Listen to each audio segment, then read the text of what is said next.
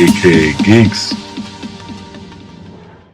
Hey everybody, welcome to AKA Geeks and our movie of the week. I'm Sean. With me I have a bunch of friends here. Brendan and Lynn. Say hello, guys. Hello, guys. Are we really friends? Let's be realistic. Are we really friends? I know I like Brendan. We are now. I'm like us. He outed past us. that point. He outed us, Yeah. man. Sorry, I'm getting a little too emotionally attached to these guys. All right, guys. So this week's movie of the week is our group discussion, and this week we chose one that was recommended by our own Lynn, and it's Paper Towns. I'm going to give you guys a quick read a synopsis. This one's from IMDb. It goes like, after an all-night adventure, Quentin's lifelong crush, Margo, disappears, leaving behind clues that Quentin and his friends follow on a journey of a lifetime. With that being said, that is the movie in a nutshell. Let's dive in a little deeper. Brendan, you had some great feelings towards this film. I would like to hear Based what you on feel a about novel, it. by the way. You forgot that it's based on a book. Okay, it's based on a book. And the book is the guy Written by John Green. who also wrote Screenplay written by Scott Nodstadler. He also, the guy who wrote Paper Towns, also wrote The Fault in Our Stars. And if you guys have seen that one, that's another, I want to say, teens struggling with life type of issues. Doesn't he do YouTube videos? I don't think it's that John Green. I don't think I so. don't think it's that John Green. I don't think it's the Green this brothers. This is an author. I don't think. Oh, actually, no. Is it? You're right, Brendan. Yeah, they have in his description he's the YouTube video blogger. So that is the same John Green. Did not know that. Wow, I didn't realize that was the same one. I've seen when he does his videos, he does like the fact videos, and I've seen like his books on his shelf. So I was like, yeah, okay, that's interesting. Okay, so this is his second book that's gone to movie. He's wrote a lot of them. I know that. Now, getting into Brendan's feelings. Brendan, dazzle us, buddy. I have a real hard time getting into these kind of movies. I don't want to call them teenage angst movies. You can't. Yeah, I really think it's unfair to call it a teenage. I will not call them that. Yeah. But I wasn't like that when I was a kid. I don't identify with it, I guess. And so you're saying you didn't like a girl for 9 years that you couldn't ever touch? You never had a crush that never fulfilled? No, I've had a crush that it's gone on for a long time, but I've never definitely came anything of it, but just being friends. Yes, okay. Yes, okay, yes. You know what? It would ruin our friendship. Spoiler alert: I didn't pine that long, so. Not only that, I'm sorry, Angela annoyed the fuck out of me. I did not like her at all. Angela? Radar's She's in girlfriend. the movie for like 10 minutes. Yeah, she's not on there for that long, man. She just stuck in my craw. She just... Hey, at least she gave it up to Radar. See, Radar reminds me of you, Brendan. Don't get me wrong. He's got that characteristic. So, you didn't like Angela. What else hit you was stuck in your craw? It felt to me like I would imagine the Emoji Movie's gonna feel like to me. I don't identify with it.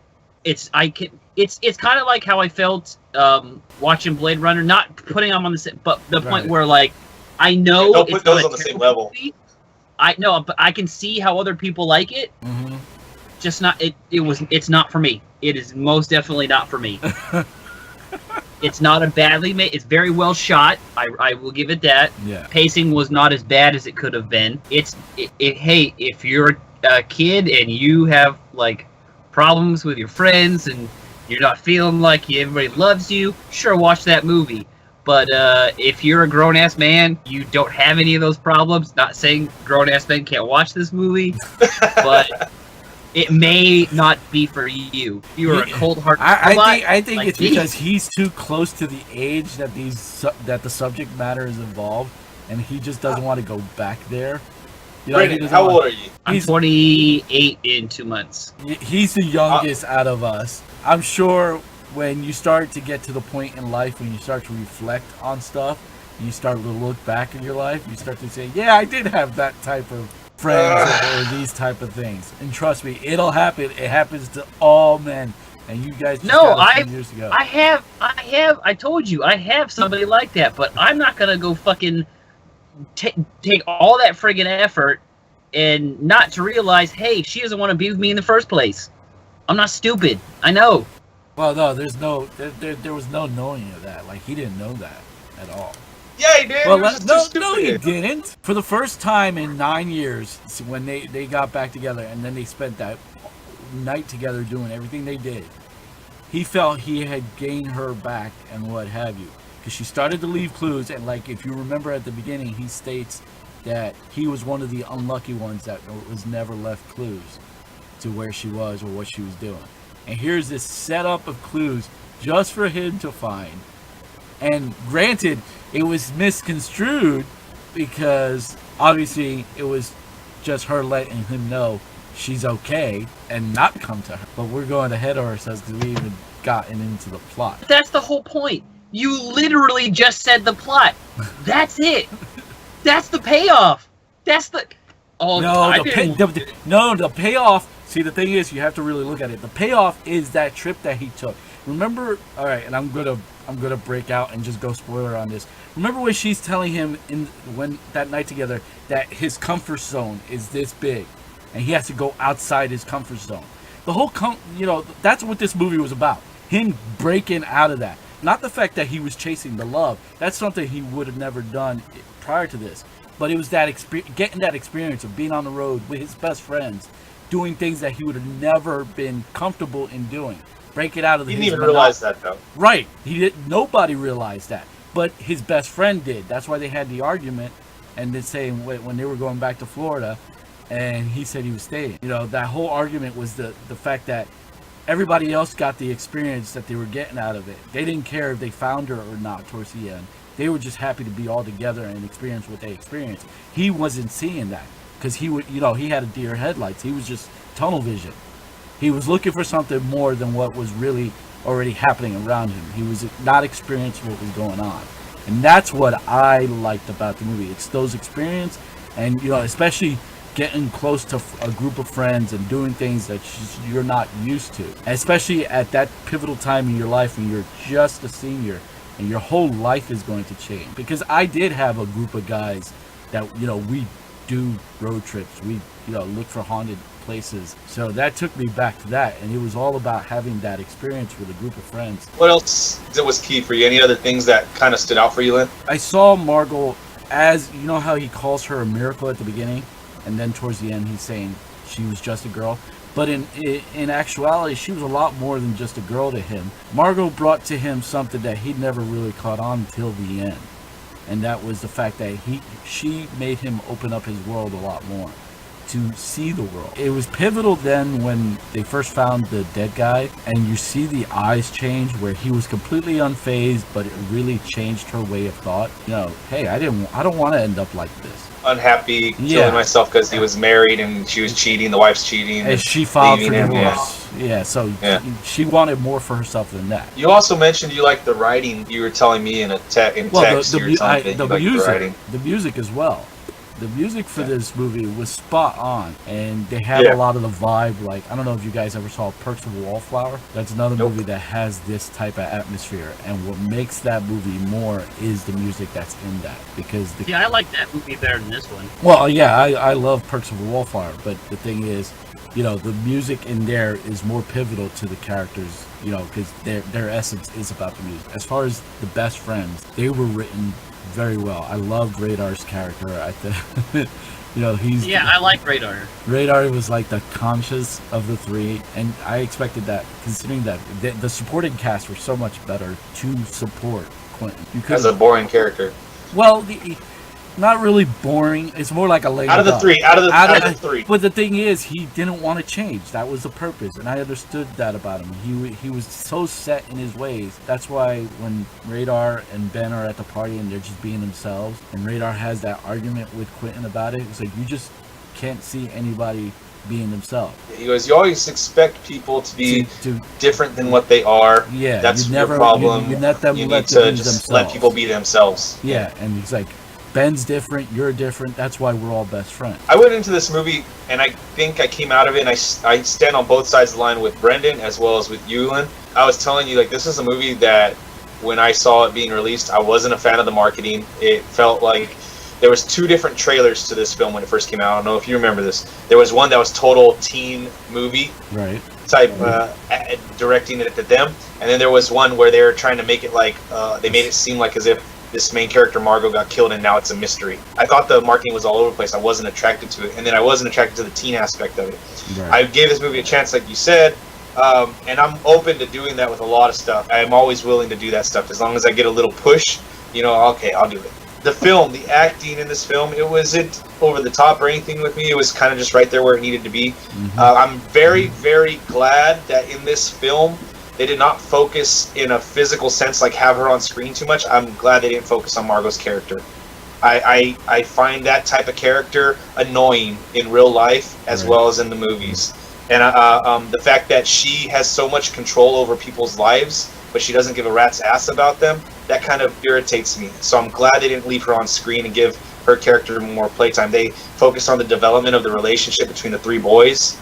And my favorite part of the film was when it's nighttime after the party, and they're gonna go into the hole, and they're like, let's sing a song to get rid of our fears. Yeah. And they started singing the Pokemon song, and I was like, oh, that's freaking awesome. But that's one of the key moments that I was saying. That's that whole that was the center of the film, was, you know, the experience that you have with friends to the point that you could be that stupid and sing a Pokemon theme song so you can get rid of your fear before going into something unknown. That's one of my highlights of the film. The best aspects of the film are those three interacting with each other. Yeah. But at the same time, I think some of the stuff in the film is very unrealistic, in the sense like, look at Lacey. Her name's Halston Sage.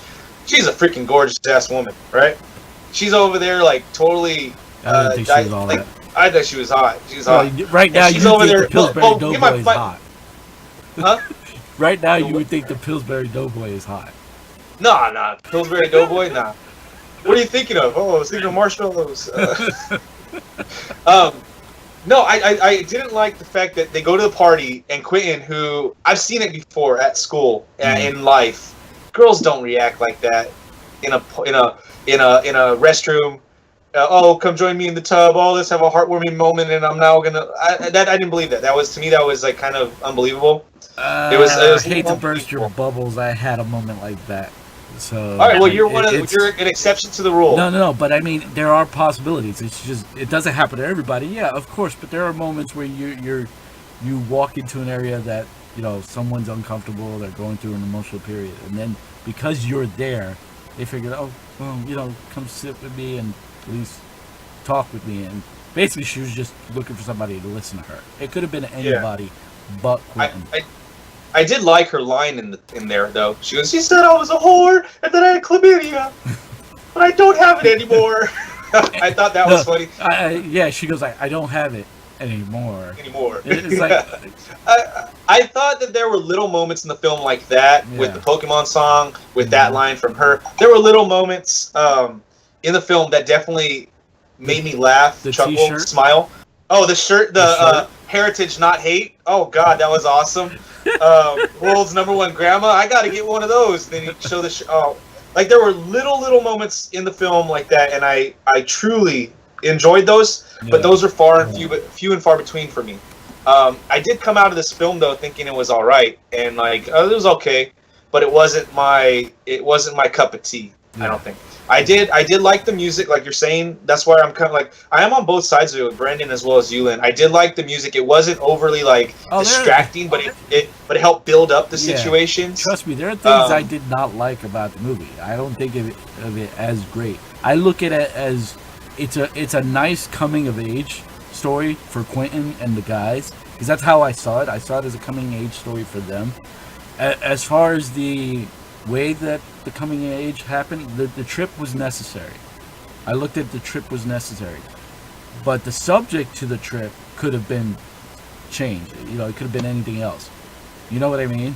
Because I saw this along the lines of, let's say, A Stand By Me, or what have you, where, you know, the trip is what brought those guys together, and it's what they picked up as they went on. They were already best friends, but this is something that bonded them even more. Yeah. You know? I could think. I'll say this. Dope. Another coming of age film. Yeah. Way better. Yeah. Way better. One of my favorite movies. Another coming of age story. The Girl Next Door. Way better. in this, Never especially heard the of it. relationships. Oh You never no, seen no, The Girl no! Next That's Door? the girl next door is the one with the porn film that the guys Yeah, make. Porn. Timothy Olyphant. I'm sorry, I don't think of that as a coming age film. That's a straight up raunchy comedy. No, So- it's coming of age film. No, but just that, like, because they the- make a porno tape, a teaching aid for high schoolers. No, it's more than that. Sean, that Yeah. doesn't happen in real life. Yeah, no, I know that doesn't. That does not happen in real life. that's I not a know. coming of age film. That's a raunchy comedy intent to get the Yeah. TNA crowd. The relationship between those boys and the girl next door, the relationship between the guys and the girl and Dope. I like that stuff a lot better than what I saw in this film. But I did come out and it definitely changed my opinion of the film though, because I went in with like, okay, I'm not happy with this film, but I'm going to give it a chance. And I came out okay with it. I don't see Margo as having so much power over people like you said. Because she technically really didn't. It's because of how people saw her. I think nobody really cared about Margo or what she did. And I use her parents as a reasoning.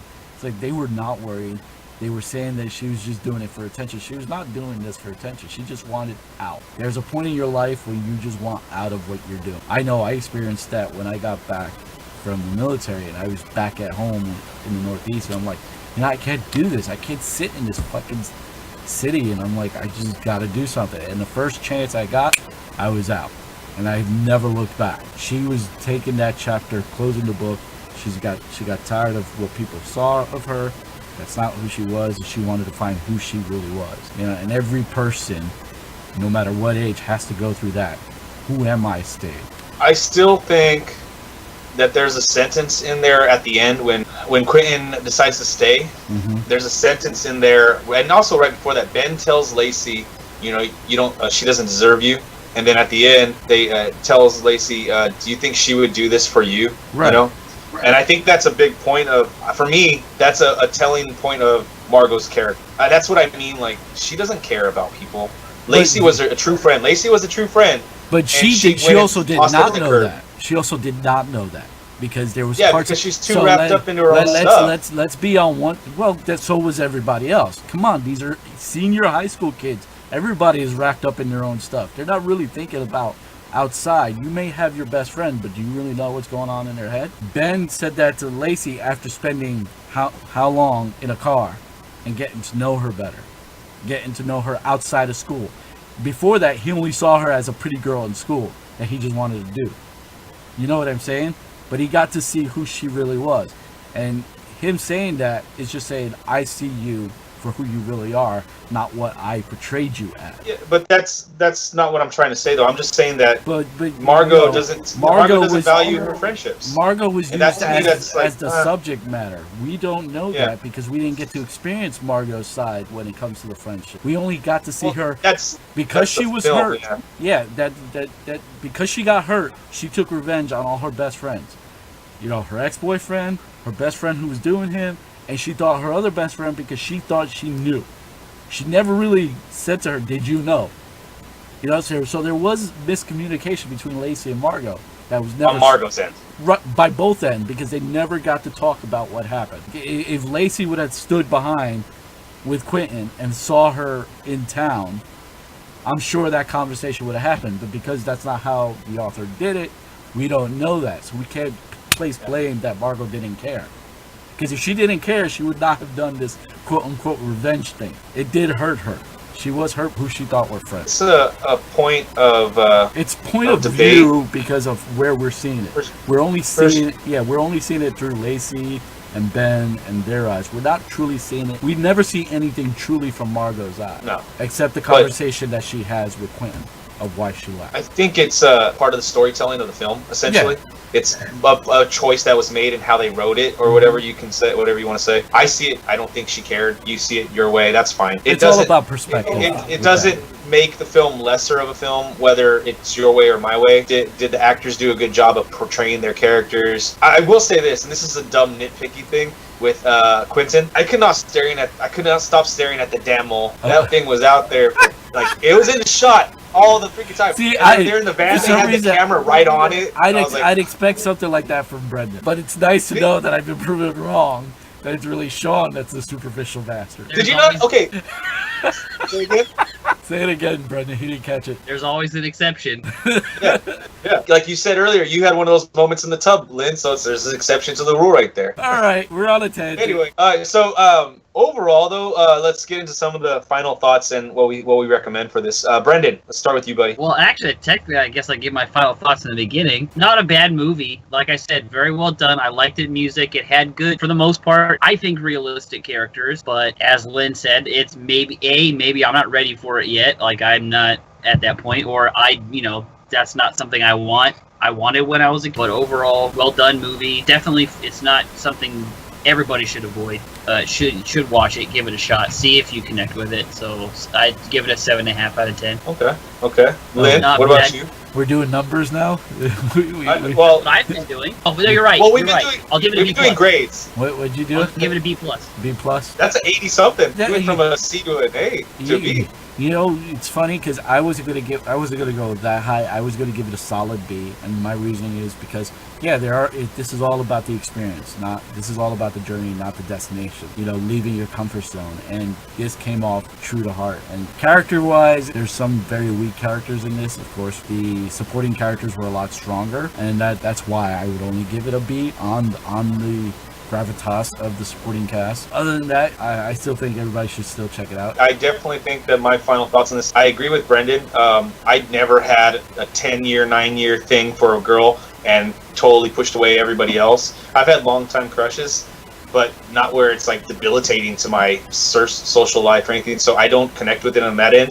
I do have some likes about the relationship building and the adventure, so I definitely think it's on HBO right now, so you can watch it on HBO Go, you can watch it on HBO Now. Yeah. So I definitely give it a C+. Not for me exactly, but it was definitely not a waste of my hour and a half. I definitely came out of it with a different perspective on the film that I originally thought. So good to know, not judge a book by its cover. If you don't like hairy moles, Yeah. you will be very disappointed. Oh my Yeah. god. With that being said, you guys, thank you for joining us for this AKA Geeks Movie of the Week. Next week will be a solo outing for me. Send us your suggestions for what we should do. We definitely want to hear more from the audience, all you guys out there, to get some options, some suggestions. We definitely appreciate all that. I'm Sean. Brendan, do you have any suggestions for the future movies? Well, I thought we were watching I want you to throw that out there, buddy. Throw it That's out why. there. So Yeah. next week we're gonna watch Look Who's Back, right? I don't know why I keep thinking Guess Who's Back. But yeah, so we'll be watching Look Who's Back, basically a take on what if Hitler was transported to our time, how would he rise to power? And it's actually a very... That'll be in 2 weeks. That'll be 2 weeks from now, so we'll get that one. And Lynn, what about you? Anything on your mind right now? You want to say goodbye to the fans? Goodbye, guys. Thanks for watching us. Trying to get people to listen to us. So if you know anybody who's interested, please like and share our stuff. And any comments are appreciated. I know I did mention last time we were together about a comment we got. We got another one on one of our YouTube videos, and that's always good. So just let us know you're out there. We'll love to hear from you. All right, guys, so we appreciate everything. Check out the most recent video we just put up. We did our Captain America Civil War breakdown review, and again, check us out on our iTunes and Google Play podcast, coming out every week to you. That is our flagship programming right there. You guys love that. Catch us on Twitch, AKA Geeks, Facebook, Twitter, everything, you guys, and we appreciate everything, and we'll see you guys next time. Peace.